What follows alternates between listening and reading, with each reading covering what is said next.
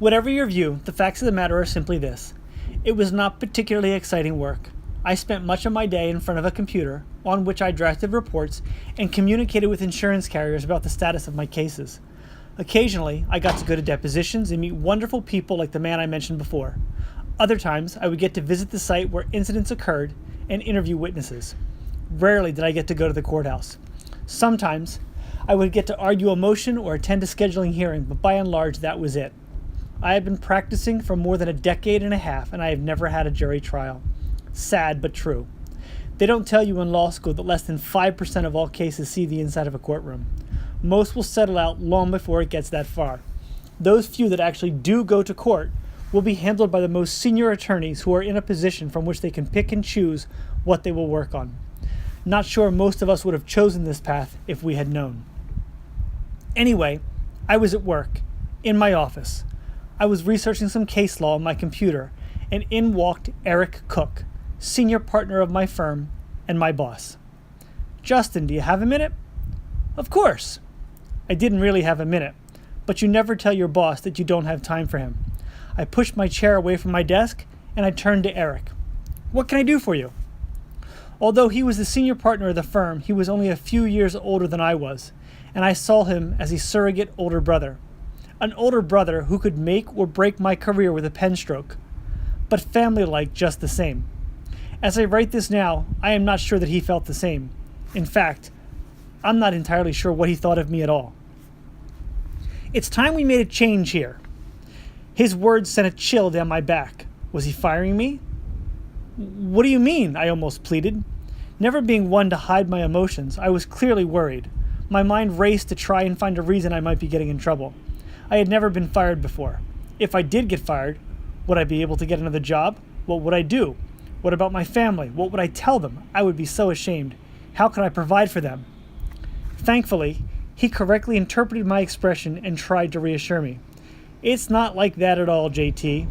Like I said, I'm not one to hide my emotions. The partners and I believe it's time to invite you to the table. You do good work, and it's time you were recognized for it."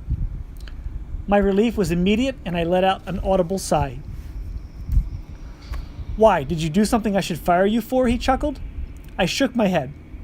"What do you say? Are you ready to sit at the adults' table?" Eric stepped to the front of my desk and reached over it with an outstretched hand. I eagerly stood up and shook his hand. "Absolutely. Thank you, sir." A seat at the table. I had been with the firm for almost 10 years, and was up until that moment only a senior associate. No one stayed that long. If they had not been named partner by year 5, they usually left. Being a partner would mean more money, much more money.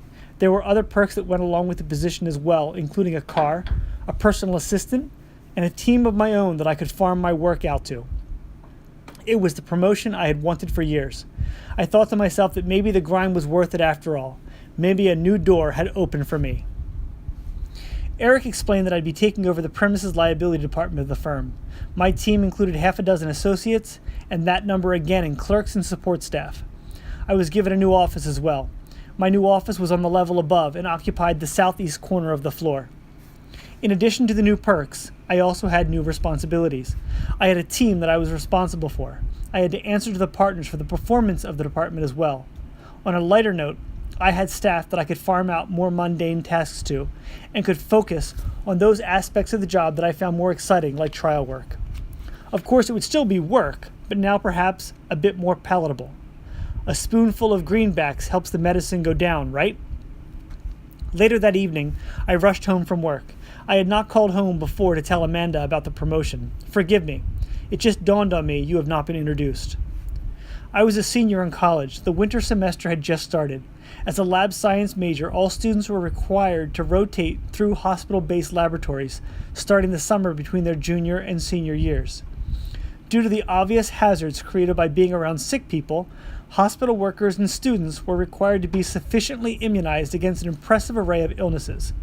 The juniors were required to report to the campus nurse to receive their immunizations. I, looking for extra credit, had volunteered to assist the nurse administer the shots. Okay, that's not entirely fair to say that I was assisting. Honestly, I was helping students fill out the necessary forms and told them to stand in line. I did get the extra credit, though. I was assisting one gentleman with his paperwork, and I happened to glance up at just the right moment. Standing in front of us was the line of students waiting to be stuck by the nurse. Amanda was the second to the last in line. She was rechecking her form and not paying any attention to me. She was, and still is, quite the stunner. She is a beauty. Even after 20 years of marriage, she does not fail to cause me to pause every time I look her way. Perfectly proportioned, which is of course why she initially caught my eye. Slender frame, blessed with the most feminine of curves. Her hair is dark, her complexion is light olive, while her eyes are a creamy brown. Of course, she did eventually feel my gaze and turned to catch me staring. I smiled and casually looked away, trying to pretend that I had not been caught. In the weeks that followed, I used all the resources available to me to find out all I could about this bewitching creature. From working in the hospital, I was able to find her name, address, and other vital bits of statistical information. I discovered that we had several mutual friends and acquaintances and took the opportunity to inquire about her and whether or not she was seeing anyone. To this day, I'm still unsure whether or not she was aware that I was stalking her in this manner. If she knew, she never let on. I think in retrospect, she probably should have called the police. I believe there were several anti-stalking and patient privacy laws I violated in my quest to woo her.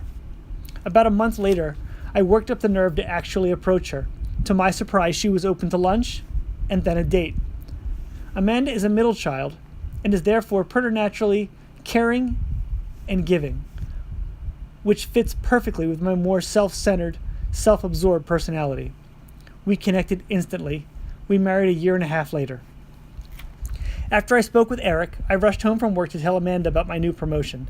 She was excited by the news, but not as excited as I was to tell her. We told the kids and then headed out to dinner to celebrate.